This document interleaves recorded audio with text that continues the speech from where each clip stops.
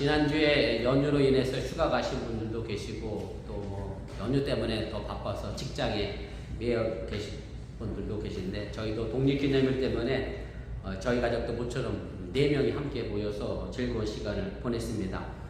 집사람이 왼쪽 팔 아픈 것 때문에 지난주 금요일에 팔 시술을 했어요. 주로 바깥쪽에만 주사바를 꽂아서 이렇게 치료를 했는데 이번에는 안쪽까지 아파서 안쪽 바깥쪽 다 했습니다.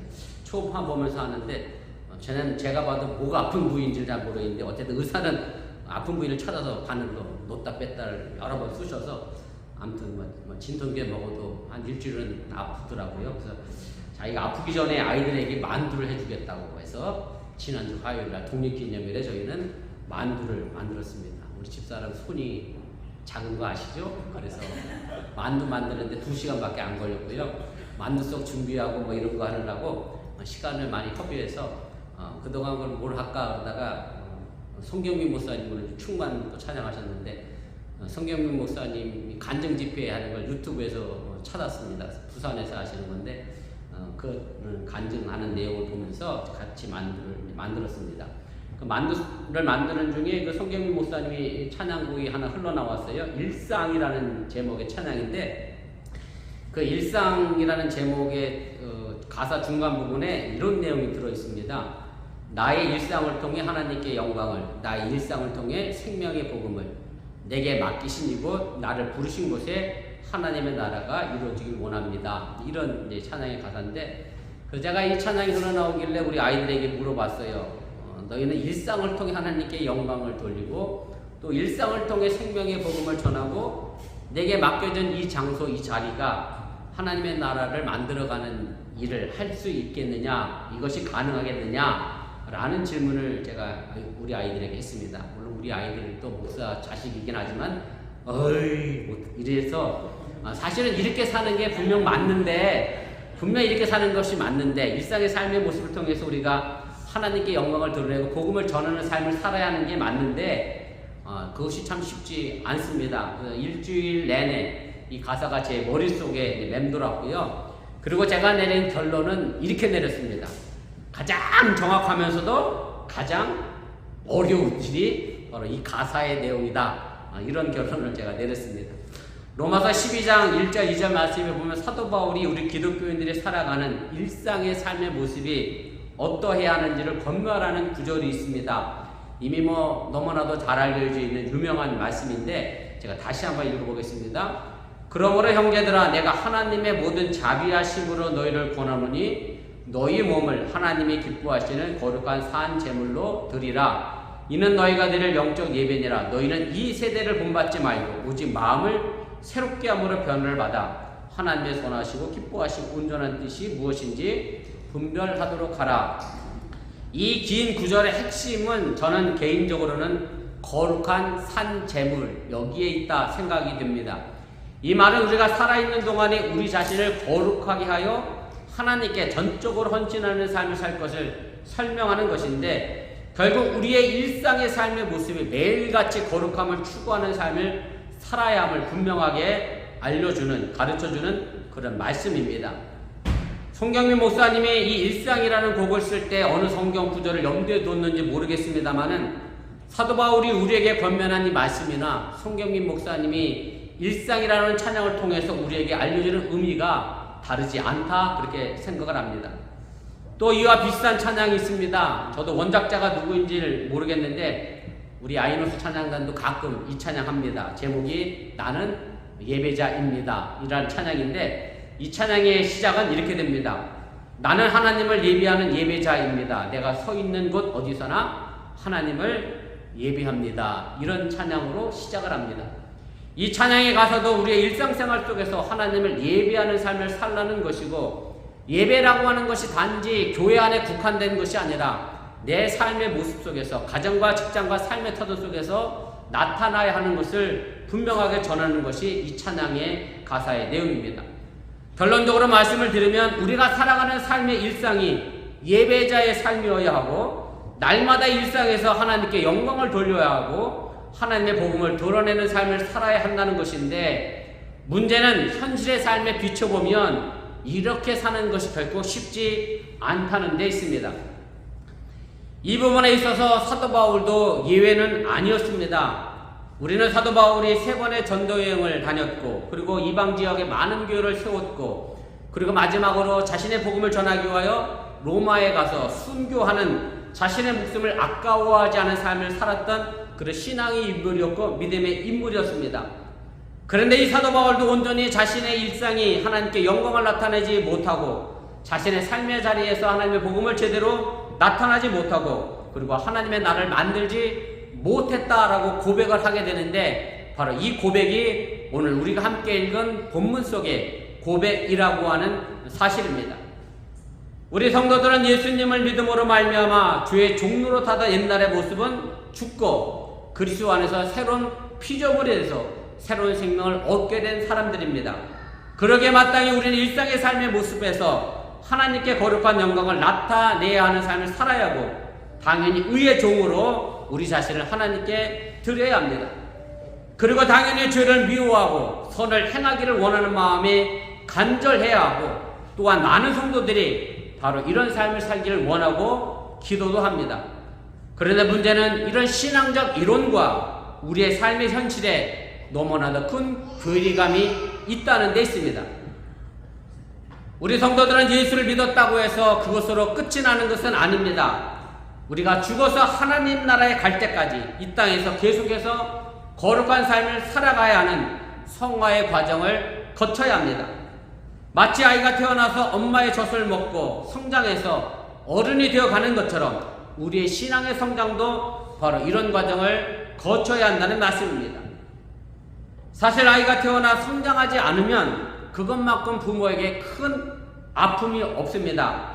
지금 우리 이석혜 성도님도 돌 지난 아이를 데리고 왔고, 우리 다나도 이제 막 100일 좀 지난 아이인데, 부모 입장에서 아이가 태어났는데 젖을 먹었는데, 이유식을 먹었는데 안 자라고 그대로 있어요. 이게 큰 걱정이고 고민이잖아요. 저도 자라긴 자랐는데 좀 덜 자라서 뭐 키가 이렇긴 합니다만은, 아무튼 아이는 성장해야죠. 자라야죠. 키도 커야죠. 마음도 커야죠. 그래서 종국에는 홀로 서야 하는 어른이 되어야 하고, 그리고 그 어른이 돼서 또 새로운 생명을 잉태해서 태어나게 하고 그 자녀를 양육해 나가는 또 다른 어른이 되어가는 것이 우리의 삶의 과정이라고 하는 얘기입니다. 물론 이렇게 성장하는 과정에 뭐 병치레도 하고 감기도 걸리고 코로나도 걸리고, 오늘 일부 유스 예배 때 8월 8일 날 아이들이 학교 간다고 계약을 공고했더니 벌써부터 놀래요. 그렇게 일찍 가냐고.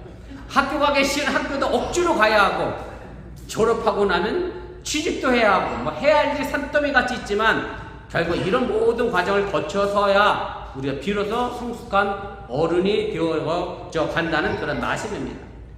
우리의 신앙의 성장도 마찬가지입니다. 우리가 신앙의 성장을 이루어 가다 보면 내가 원하는 선은 행하지 않고 오히려 내 뜻과는 거리가 먼, 정말로 내가 미워하는 악을 행하는 우리 모습을 발견하게 됩니다. 이렇게 될 때마다 우리 기독교인들은 절망하고 낙심할 수밖에 없게 됩니다. 그래서 오늘 사도 바울의 고백처럼 오라 나는 곤고한 사람이더라 라고 하는 탄식이 자연스럽게 나올 수밖에 없는 것이 바로 우리의 신앙의 현실의 삶의 모습이라고 하는 말씀입니다. 이것은 성화의 과정에 있는 성도라고 하면 누구나 고민하는 갈등이고 기도 제목입니다. 자기는 분명히 거듭난 새로운 피조물인데 여전히 옛날과 같이 악을 행하기에 고민할 수밖에 없다는 말씀입니다. 그러기에 이런 갈등이 성화의 과정에 있는 성도에게는 당연한 일이라고 하는 것을 여러분들 스스로가 받아들이시기를 바랍니다. 왜냐하면 성도는 비록 영적으로 거듭났다 할지라도 여전히 죄의 오염 가운데 남아 있어서 거룩하고 의로운 삶을 살아내지 못하기 때문에 그렇습니다. 이것에 대해 본문 15절에 사도 바울은 이렇게 말합니다. 내가 행하는 것을 내가 알지 못하노니 곧 내가 원하는 것을 행하지 아니하고 도리어 미워하는 것을 행함이라. 내가 행하는 것을 알지 못한다. 한국말 번역이 조금 어색합니다만은 영어 성경을 보면 조금 더 확실히 이해가 됩니다. 내가 행동하는 것을 도저히 이해할 수 없다, 이런 뜻입니다. 제가 오늘 유스 아들한테 그랬어요. 내일이 시험인데 공부해야 되잖아. 그랬더니 공부는 안 하고 뭐 하고 있지? 그랬더니 나중에 그래. 등글 배워. 그래서 그러면 어떻게 해야 되지? 공부해야 되는데 뒹굴대는데 너는 네 자신이 스스로가 이해가 되니? 그때 이해가 안 됩니다. 딱 이 상황입니다. 내가 선한 일을 해야 하는데 왜 선한 일을 안 하고 자꾸 악한 일을 하는지, 내가 뭘 하는지 내 행동 자체가 내 스스로가 이해가 되지 않는다 라고 하는 것이 오늘 본문 15절의 말씀이라고 하는 얘기입니다.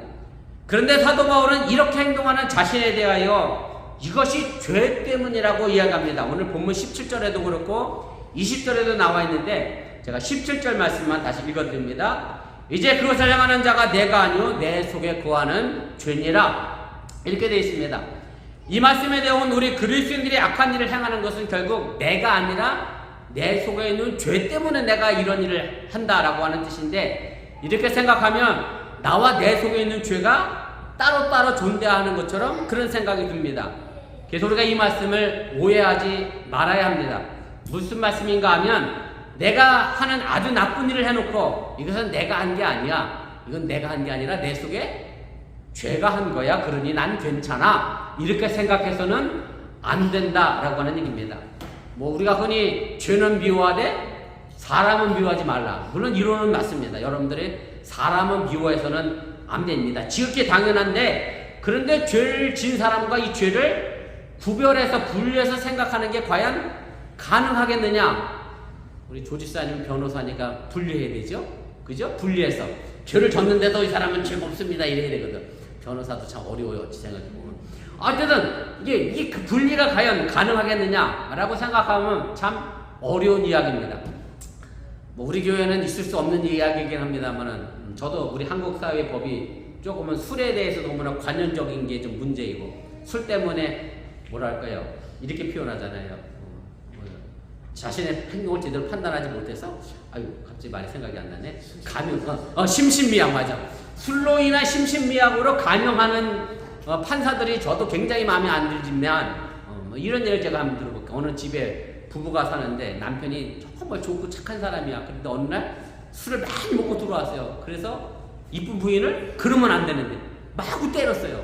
그런데 아침에 이쁜 부인이 그 사랑하는 남편을 위해서 시원하게 콩나물 끓여주고 속이 얼마나 아프시냐고 딱 이렇게 밥상을 차려줬어. 그랬더니 우리 유스 아이들이 헐, 있을 수 없다는 얘기지. 이게 어찌 가능하겠냐. 그러면서 이 부인이 그랬다는 거지. 어제 나를 때린 것은 착한 사랑하는 남편이 아니라 누가 나를 때렸어? 술이 나를 때린 거니까 당신은 죄가 없습니다. 이렇게 얘기하는 게 과연 이게 맞는 말이냐, 이게 분리될 수 있는 것인가 라고 생각하면 저는 절대 분리될 수 없다라는 생각을 제가 하게 됩니다. 사실 우리가 사람을 이렇게 나눠놓고 분리하고 이해하는 것은 소크라테스의 제자였죠, 플라톤에 의하여 이런 생각을 우리가 가지게 됐습니다. 플라톤은 사람을 이렇게 나눴습니다. 몸, 그 다음에 영혼, 또 하나는 마음, 지성, 뭐 이렇게 나눴고, 어떻게는 몸과 영혼 이렇게 둘로 이분하고 3분하는 식으로 나눴습니다. 그래서 교회사적으로 보면 초대교회 시기를 지나면서 금욕주의 신앙생활을 하던 사람들이 있었습니다. 몸은 항상 나쁜 거예요. 몸은 착한 영혼을 가두는 감옥이에요. 그래서 이 몸은 감옥이니까 때려 부셔서 내 속에 갇혀있는 착한 영혼을 어떻게 될까요?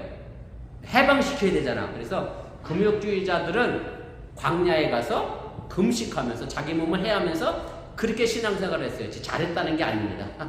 저는 사실 금욕주의 신앙생활은 물론 때로는 금식해야 할 때가 있긴 하겠죠. 우리가 금욕할 때가 있긴 하겠지만 금욕주의 신앙생활 자체는 저는 권하지는 않습니다. 여러분들 기도해야 할 때 금식할 수 있으면 해야 되지만, 그래서 그 금욕주의자들이 그래서 몸은 나쁜 거니까 때려 부수고 내 영혼만 이제 해서 몸과 영혼을 따로따로 생각하는 그런 이분법적인 사고 속에 빠졌는데, 그런데 오늘 본문에 보면 마치 사도 바울이 내 몸과 죄가 서로 따로따로 떨어져 있는 것처럼 이해할 수 있는데, 결국 사도 바울은 그렇게 이해하지 않고 있다라고 하는 사실입니다. 내 안에 물론 하나님의 법도 있고 죄의 법도 있는데, 하나님의 법과 죄의 법이 따로따로 존재하는 게 아니란 얘기죠.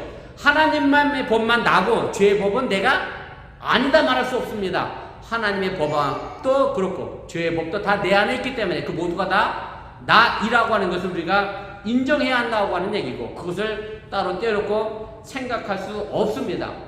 그래서 사도 바울이 이해하는 인간의 몸은 그렇게 감옥으로만 생각하는, 부정적으로 이해하지 않습니다.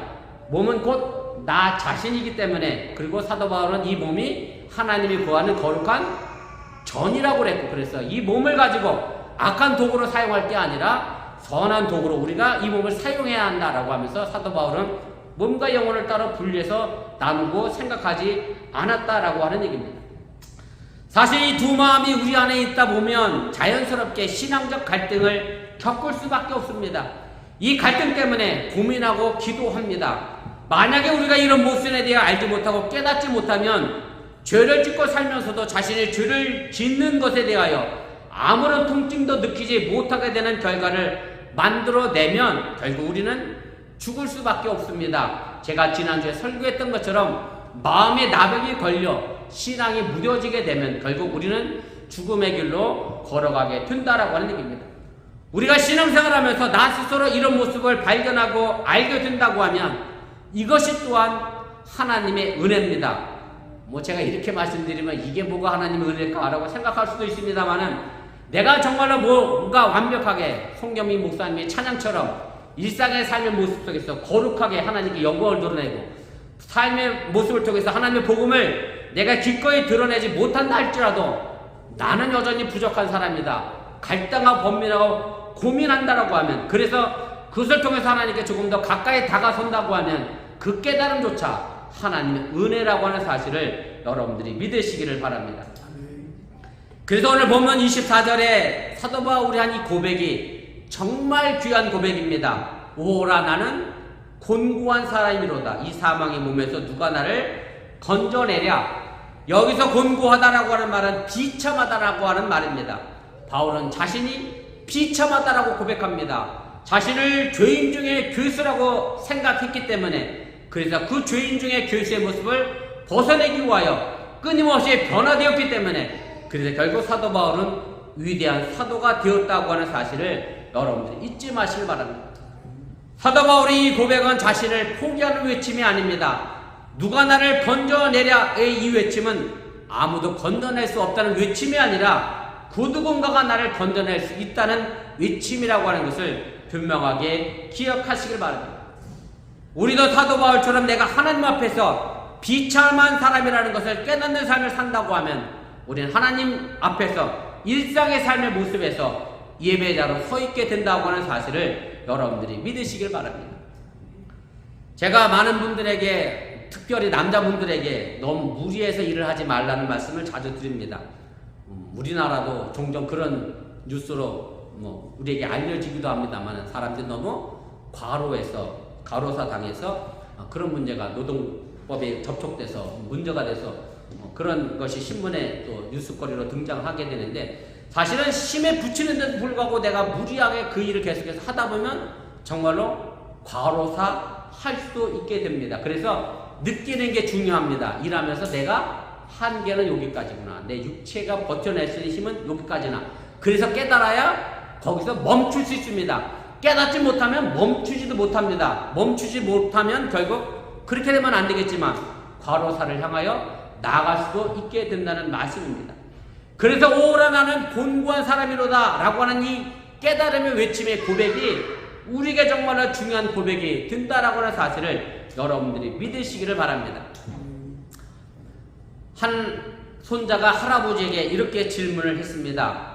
할아버지, 지 안에 아주 나쁜 검은 개 한 마리가 살고 있고요, 또 한편에는 아주 착한 하얀 개가 사는데, 할아버지, 이 두 개가 내 마음속에 싸워요. 어느 개가 이길까요? 이렇게 물었어요. 제가 유스 아이들한테 물었더니 유스 아이들은 전부 까만 개가 이긴대. 까만 나쁜 개가 이긴대. 그래서 제가 지혜를 알려줬습니다. 어떤 개가 이기냐면, 혹시 아세요? 어떤 개가 이기는지? 시카고 장거리 다니시면서 장님 생각 안 해봤어요? 어떤 개가 이길 것 같아요? 이거? 먹이를 주는 개가. 먹이를 주는 쪽이 이깁니다. 까만 개에다가 밥을 많이 주잖아요?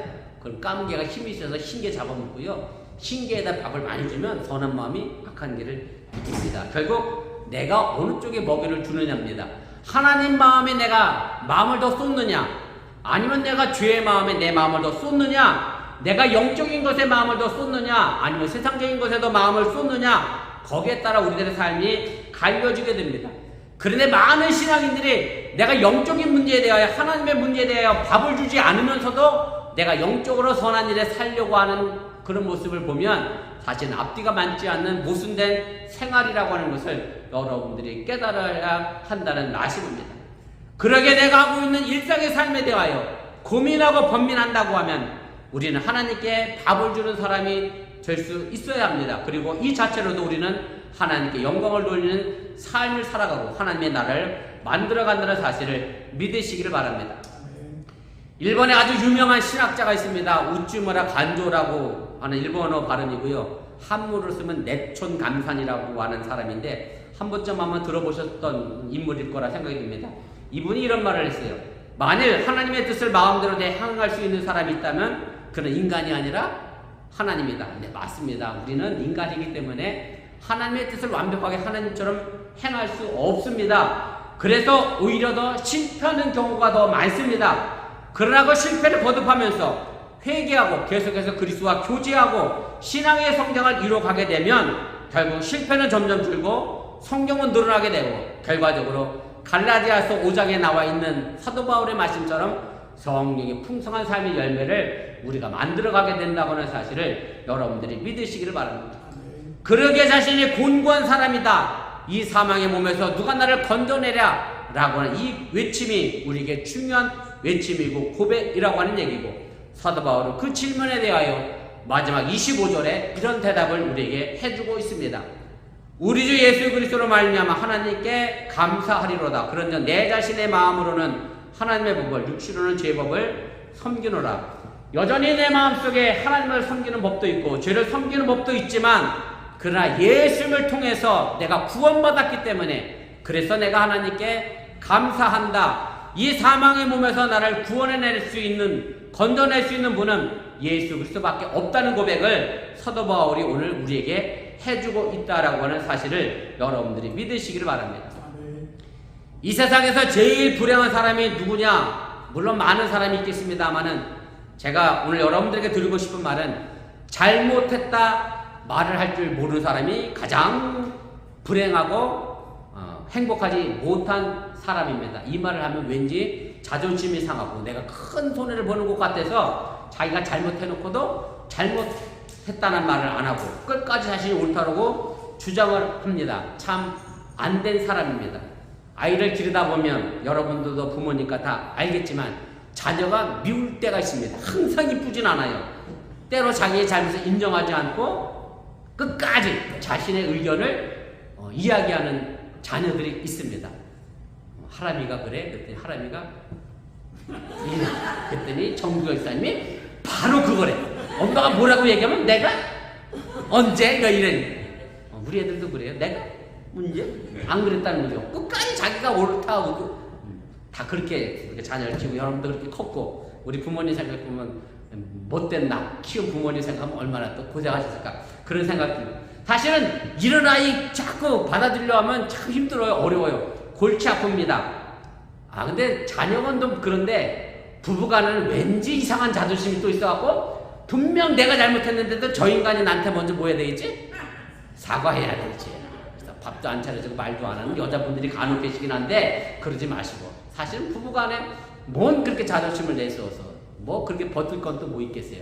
서로 잘못했으면 잘못 인정하고 고백하고 서로 화해하자고 말하는 사람이 더 위대하고 이기는 사람이에요. 먼저 말하는 사람이 이기는 사람이고 끝까지 자신의 잘못에 대해 이해하지 않는 사람이 결국 불행한 사람이 된다는 사실을 여러분들이 잊지 마시기 바랍니다. 자신의 잘못을 인정할 줄 아는 사람, 뼈아프게 자신의 잘못에 대하여 회개할 줄 아는 사람, 바로 그 사람은 나아질 수 있는 가능성이 있고 변화되어져 갈 수 있는 삶의 가능성이 있고 내 모습이 죄의 마음에서 벗어나 하나님의 마음으로 향하여 나갈 수 있는 인생을 살아가게 된다고 하는 것을 여러분들이 믿으시기를 바랍니다. 예수님께서 산상설교 마태복음 5장에 보면 이런 팔복의 말씀을 하시는데 그 가운데에 5장 4절에 이런 말씀을 하십니다. 애통하는 자는 복이 있나니 애통이라고 되어 있습니다. 영어로 보면 마운이라는 단어를 썼는데요. 내가 뉴스한테 마운은 어떻게 하는 거냐 그랬더니 우리 성원이가 이래 이렇게 하는 거예요. 이게 맞아요. 그죠? 맞죠? 그냥 찌끔찌끔 눈물 흘리는 게 아니잖아. 근데 왜 이게 복이 있어요? 성원이가 또 정답을 얘기했어. 뭐라 그러냐면 자기가 잘못해서 엉엉 우는 거래. 정답입니다. 그렇게 해서 애통하는 사람이 복이 있는 거지, 뭐 눈물 흘렸다고 해서 다 복이 있는 사람이라는 게 아니라 자신의 잘못을 알고 깨닫고 회개하고 돌이키는 사람, 그래서 그 비참한 모습에서 벗어나려고 우는 사람, 애통하는 사람, 바로 그 사람이 우리에게 복이 된다는 것을 여러분들이 믿으시기를 바랍니다. 아멘. 일상의 삶의 모습을 보면 참 나는 곤고한 사람이고 비참한 사람입니다. 손 목사님이 어떤 이유로 어떤 의도를 가지고 내 일상의 삶의 모습을 통해 하나님께 영광을 돌리고 사명의 복음을 전하고 이 땅에 하나님의 나라를 만들겠다라고 찬양의 제목을 썼는지 모르겠습니다만은 아무튼 내 자신이 곤고하다, 비참하다 라고 하는 것을 깨닫고 그것을 채워가는 사람들이 결국 일상의 삶의 모습 속에서 하나님께 영광을 드러내고 하나님의 나라를 세워간다는 사실을 여러분 믿으시고 저 여러분들이 그렇게 하나님의 나라를 만들어갈 수 있기를 주님의 이름으로 간절히 축원을 드립니다.